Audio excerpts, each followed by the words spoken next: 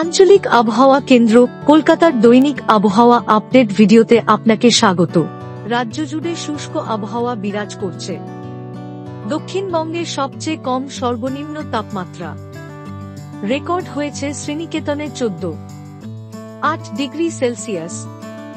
উত্তরবঙ্গের সমতল এলাকায় সবচেয়ে কম সর্বনিম্ন তাপমাত্রা রেকর্ড হয়েছে আলিপুরদুয়ারে 13 ডিগ্রি সেলসিয়াস।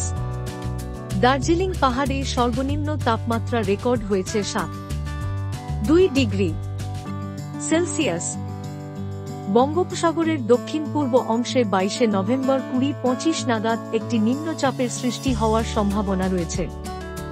এরপর এটি পশ্চিমোত্তর পশ্চিম দিকে অগ্রসর হয়ে 24 নভেম্বর 2025 নাগাদ দক্ষিণ বঙ্গোপসাগরের মধ্যাঞ্চলের উপর গভীর নিম্নচাপে পরিণত হওয়ার খুবই সম্ভাবনা রয়েছে।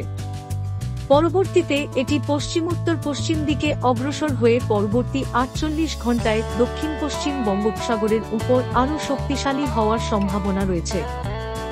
আগামী এক সপ্তাহে রাজ্যের কোথাও আবহাওয়ার সতর্কতা নেই।